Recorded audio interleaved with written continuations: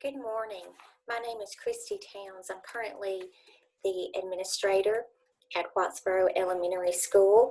I am sharing my professional development presentation today via Zoom presentation due to the current COVID crisis. What I'm sharing today is the portion of the professional development plan for new teachers, one in which I will be presenting the importance of communication and how communication really drives our mission. It keeps us focused and going in the same direction as one team. So this is the presentation for effective communication for teachers.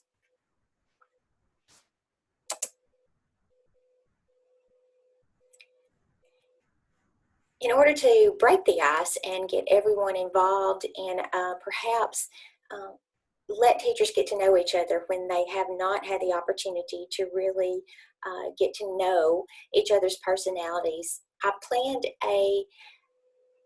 an activity called This or That.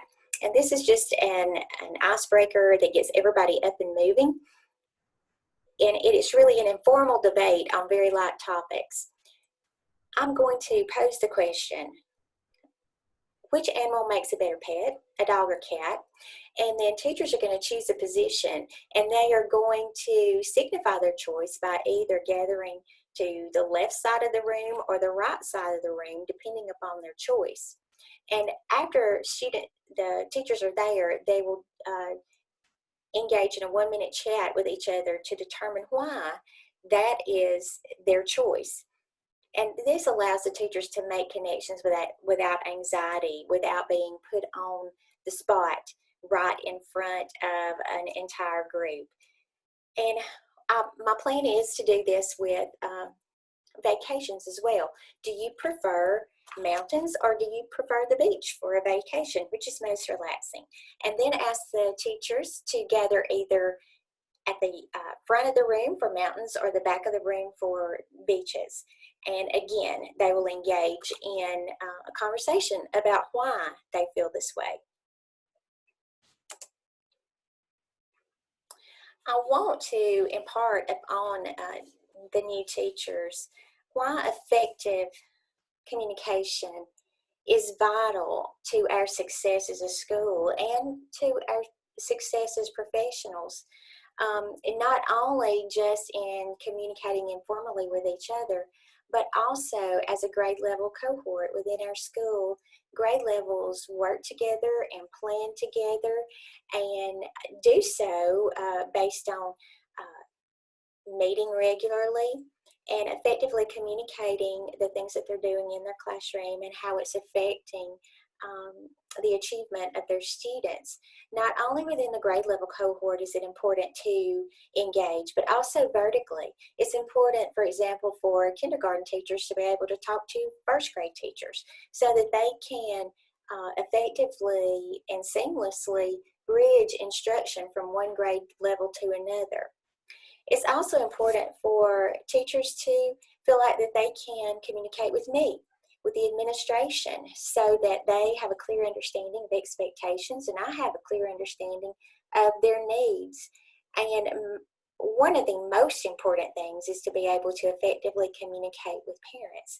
I've learned that effective communication on the front end really saves a lot of time and trouble on the back end of things. If that communication is established up front, then there's not much room for miscommunication that leads to dissatisfaction on either the parent's part or the teacher's part. To illustrate the importance of this, we're going to do a group activity called Misunderstanding. And it is hopefully going to illustrate how we can communicate despite barriers and also do some problem solving strategies and refine our communication skills. And the way that this is going to work is we are going to have 2 or more people together. There will be chairs and different objects that they will need and to describe. And 2 people will sit back to back Person A has an object and must describe it without explicitly saying what the object is to person B. Person B then must draw it based on person A's description. And this game, I hope, will be effective for finding new ways to communicate around barriers. And also to do the other things that I had mentioned before, for problem solving, refining communication skills, and understanding that what one person says may not exactly be the way the person who's listening receives the information.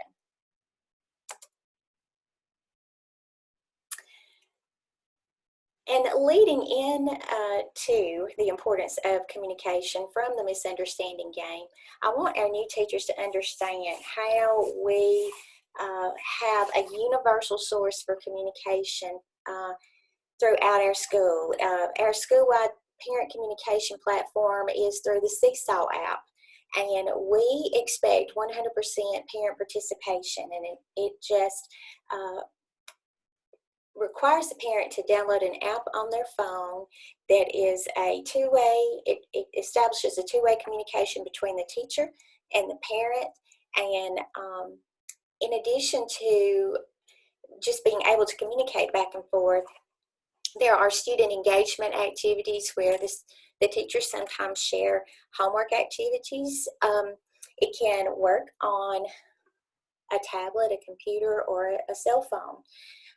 This really has helped get our parents involved and made the teacher accessible to the parent, and it really establishes good communication from the very beginning of school, and it's become an expectation for parents and teachers because we are 100%, and it transitions from one grade level to another. And for the teacher side of things, it creates a chronological, authentic portfolio and documentation of communication and student work. Students can share work and send directly to their parents, and it's individualized.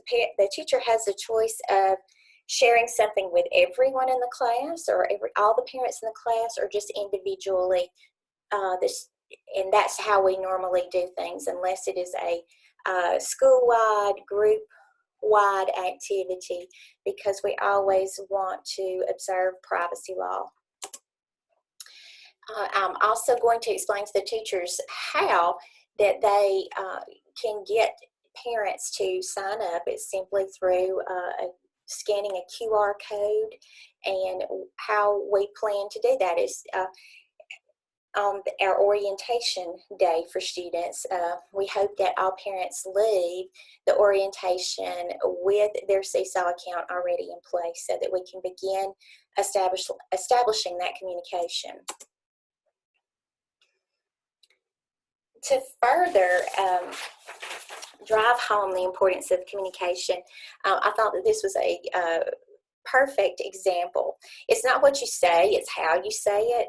And just looking at this little illustration, sometimes what we think that we're communicating is not necessarily what or how it is received.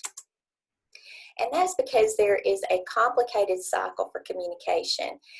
We say something, we think that we're communicating it effectively, but the receiver may take it in a different way and may provide feedback based on the way that they accepted what you said, and miscommunication has happened unintentionally, and those things are hard to overcome. There are reasons for this. There are several communication channels. There's face-to-face, and when we are communicating face-to-face, body language has to be taken into effect, and then the whole other realm of electronic communication, text, social media, and then that feeds itself into written communication. Sometimes things are miscommunicated in written language because of the lack of putting with that the facial expressions or the body language associated with it, and it's easy for the receiver to receive a message that was not intended. I'm going to share with teachers some tips. This article that I'm going to share is from edmentum.com, and it was written by Miss Wireman, who is an elementary school teacher, and it's very, very good information about how to successfully communicate with parents. And several of those things are the things that we just talked about: establishing communication early on, and employing those different modes of communication, especially face-to-face communication. Don't just rely on one form of communication, but to always think about how things are said and how they could possibly be received. But in my experience, and as Ms. Wireman says, if you establish positive communication with a parent early on, and they know and understand your personality, then the messages and communications that follow that, they have a feel for your personality, and maybe might not misconstrue something that you said in a negative way. So I'm going to share these tips in this article, and also the link to this blog, where there are a lot of helpful hints and suggestions for communication. I'm planning to continue to follow up with these new teachers and support them as time goes on, because communication, as the year unfolds, and grades begin to develop and behaviors begin to develop, sometimes they have a little bit more difficulty communicating with parents. So I plan to continue to support that and check in with them at monthly grade level meetings. And also I want to share with them through this professional development that I have an open door policy. Anyone who needs to talk or run something by me, or just bounce ideas off, or ask for suggestions, I want them to know that I'm there and available for them to do that. So that's how I plan to continue and follow up on this initial professional development. For teachers, I want to have an exit slip, a 3-2-1 exit slip. I'm going to give them a Post-it note and ask them to write the 3 things they learned, 2 new ideas that they will incorporate, and 1 thing that they might need more help with or more information about. This will help me know how to help them and follow up grade level meetings and conversations. And it'll also give me some direction on where we need to go next with professional development and support. And as we give these new teachers some of the things that they have said that they need in feeling that they are comfortable and developing confidence in their abilities and in their communication with parents. I want to thank these new teachers. It is very difficult, as I remember from my very first year of teaching. I want to thank them for what they do and make them feel very appreciated and supported in all that they do, because communication is key. Communication is key between teachers, between administrator and teachers, and most importantly, between the students and the teacher. It's very important to choose our words and our actions wisely, so that we don't have that breakdown in trust and communication that leads to poorer student achievement. I believe that good communication, effective communication, leads to good support at home, which only translates into increased student achievement. Thank you.